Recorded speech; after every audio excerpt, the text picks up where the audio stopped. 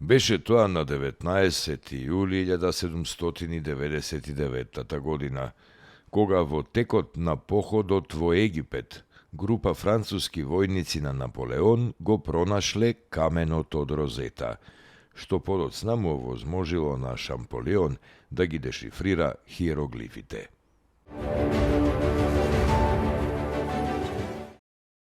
Беше тоа на 19. јули 1956 кога лидерите на Социјалистичка федеративна република Југославија, на Индија и на Египет, Јосип Броз Тито, Џавахарлал Нехру и Гамал Абдел Насер ја потпишуваат Брионската декларација за заедничка противблоковска политика, што го означува почетокот на создавањето на движењето на неврзаните земји.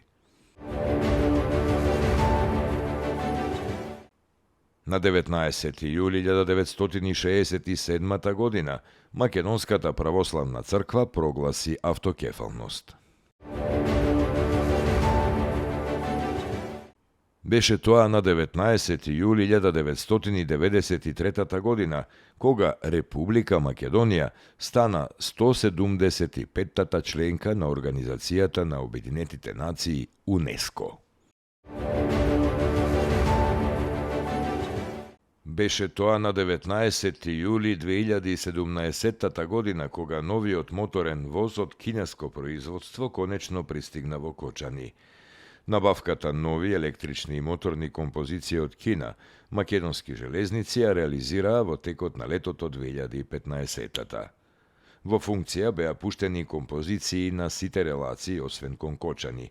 Причината за тоа неофицијално била поради состојбата во која се наоѓала железничката линија, односно потребата од нејзина реконструкција.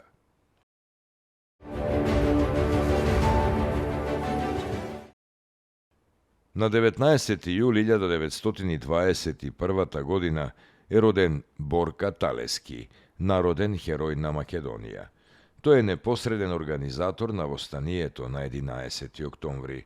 Со одличен успех го завршил средното образование и по желба на домашните се запишал на медицинскиот факултет во Белград во 1939-та. Во 1940-та се одржала големата Илинденска демонстрација во Прилеп по масовниот излез на Шаторов камен. Борка Талески бил првиот говорник пред на собраната толпа народ во Прилеп.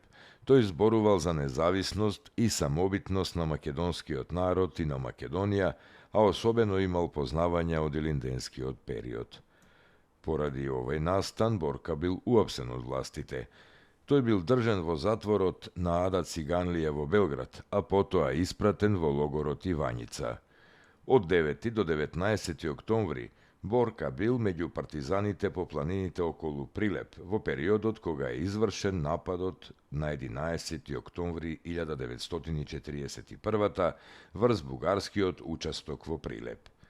Талески починал во близина на селото Плетвар на 2 март 1942. Според полицискиот билтен, од 20. март 1942 потврдено е дека предавството го извршил тогашниот кмет на селото Царевиќ. На 11. октомври 1951 Борка Талески е прогласен за народен херој на Македонија.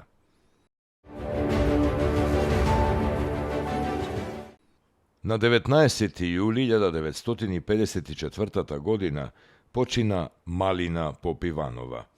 Таа во револуционерното движење се вклучила како многу млада уште за време на школувањето. Во 1919 година е затворена од страна на бугарската полиција за време на демонстрации во Софија. Заедно со неа се затворени и други членови на семејството Попиванови, родителите и браќата Иван и Цеко. Есента 1924 по налог на Централниот комитет на Комунистичката партија на Југославија, Малина Попиванова заминува на школување во Советскиот сојуз и станува првата македонка која ќе дојде во партиска школа, односно во Комунистичкиот универзитет Свердлов, кој го завршува во 1928. На 28. ноември 1963 со одлука на воениот колегиум на Врховниот суд на Советскиот сојуз, заедно со својот татко Стефан, политички рехабилитирана и заведена како македонка. Овој податок е земен од формуларот прашалник што таа го пополнила во 1932 кога барала лична карта на Советскиот сојуз, каде што во рубриката Националност од прашалникот јасно напишала Македонка.